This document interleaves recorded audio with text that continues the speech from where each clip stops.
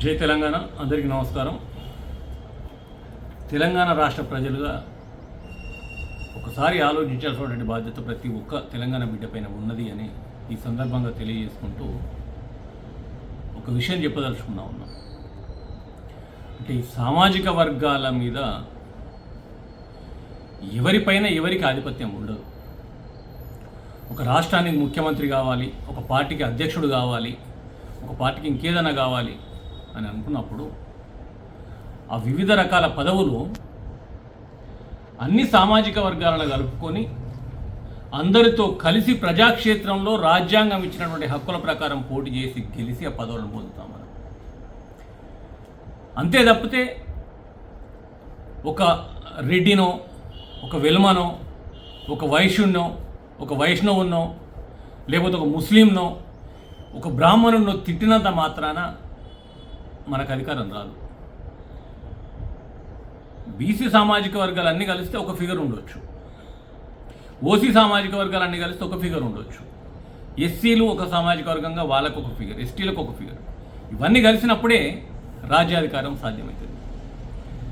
తీన్మార్ మల్లన్న అనే వ్యక్తి అదే ఒక బీసీ నినాదం తను ఎత్తుకోవడాన్ని స్వాగతిస్తూ ఉన్నాం. At the same time BRS కూడా కులగణనకు కానీ బీసీ పోరాటానికి మద్దతు ఇచ్చింది తప్ప ఏ రోజు వ్యతిరేకించలేదు.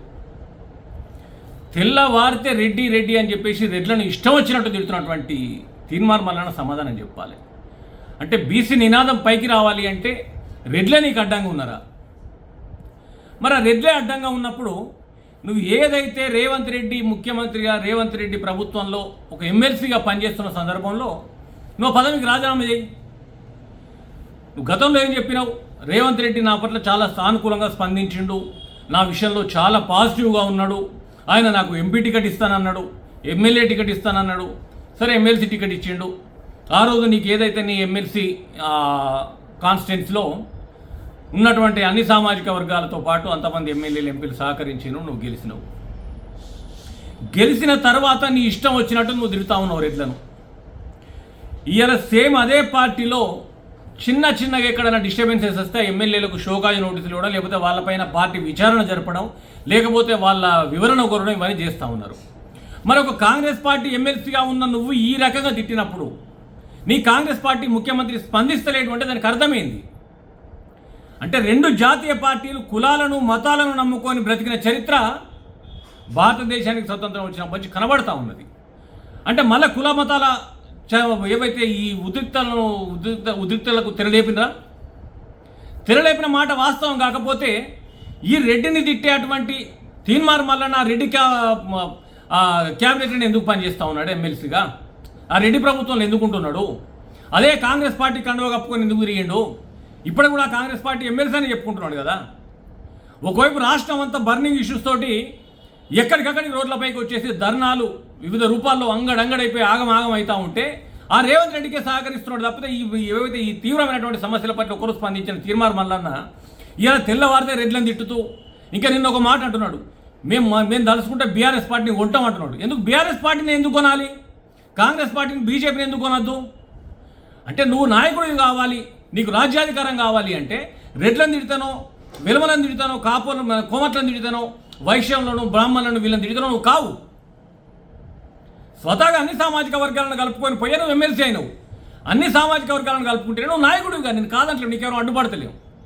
కానీ ఒక రెడ్డి కింద పని చేసుకుంటా, రెడ్డిని తిడతా ఉంటా, రెడ్డి సపోర్ట్ చేస్తాడంటే ఏదైతే ఈ జాతీయ పార్టీలు ఆడుతున్నటువంటి ఒక డ్రామా తప్పితే మరొకటి కాదు.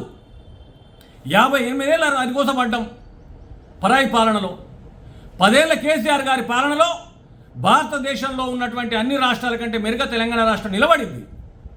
గర్వంగా తెలంగాణ బిడ్డలు మేము తెలంగాణ వాసులు అని చెప్పుకునే పరిస్థితి వచ్చింది కేసీఆర్ గారి పాలనలో. ఇలా ఏ రాష్ట్రం కూడా తెలంగాణ కంటే మెరుగ్గా లేదు భారతదేశంలో బీజేపీ, కాంగ్రెస్ పాలిస్తున్న రాష్ట్రాల్లో. 58 అరగోసపడి 15 ఏళ్ల పోరాటం తెలంగాణ వచ్చిన తర్వాత బాగుపడే టైంలో అడ్డదారిలో అధికారం దొక్కడం కోసం కాంగ్రెస్ పార్టీ, బీజేపీ పార్టీ ఆడుతున్నటువంటి ఈ దొంగదారులే తప్పితే మరొకటి కాదు అనే విషయాన్ని ప్రజలు కూడా గమనించాలి. నీ పోరాటానికి నీ పోరాటానికి రెడ్లు అడ్డం వచ్చిందా? నిన్ను పోరాటం చేయొద్దు అన్నారా? లేకపోతే నీకు ఏమైనా ఇబ్బందులు క్రియేట్ చేసిండ్రా? చలో కొట్లాడు, నువ్వు కొట్లాడి సాధించి ఎవరొద్దు అంటున్నారు. అంటే ఎమ్మెల్సీ అయ్యేదాకా మాత్రం నీకు అందరి ఓట్లు కావాలి, అన్ని కులాల ఓట్లు కావాలి. ఎమ్మెల్సీ అయిపోయిన తర్వాత నాకు రెడ్ల ఓట్లు వద్దంటావు. ఇదేం పద్ధతి? ఇలా ఎవరు ముఖ్యమంత్రి అయినా ఏ సామాజిక వర్గం నుంచి గెలిచినా అన్ని కులాల ఓట్లను అడిగి అందరితోటి సఖ్యతగా వండుకుంటూ అందరి సహకారం, అందరి ఆశీర్వాదం పొందితే మాత్రమే సాధ్యమైంది. ఇలా గర్వంగా నిలబెట్టిన తెలంగాణ బర్బాద్ అయిపోతూ ఉన్నది 14 ఏళ్ల పాలనలో. తీర్మానం మరణ ఒక ఎమ్మెల్సీగా నేను ప్రశ్నించే గొంతుగా అన్న వ్యక్తి ఈరోజు ఎందుకు స్పందించట్లేదు? ఏ ఒక్క సమస్య పట్ల స్పందించకుండా ముసిముసి నవ్వులు నవ్వుకుంటే రేవంత్ రెడ్డి పాలన చాలా గొప్పగా ఉన్నది అంటున్నాడు. మరి రేవంత్ రెడ్డి పాలన గొప్పగా ఉన్నది, రేవంత్ రెడ్డి ప్రభుత్వంలో పనిచేస్తానంటావు, రేవంత్ రెడ్డి కండువ కప్పుకొని తిరుగుతావు, రెడ్లనేమో తిడతావు. రెడ్లకు నీకేమైనా పాలి పగలున్నాయా? గెట్ల పగలు ఉన్నాయా?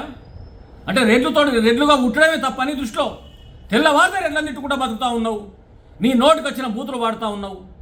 ఇది సరైన పద్ధతి కాదు. తీర్మానం మల్లన్న అనే వ్యక్తి ఒకసారి గుర్తెరగాలి.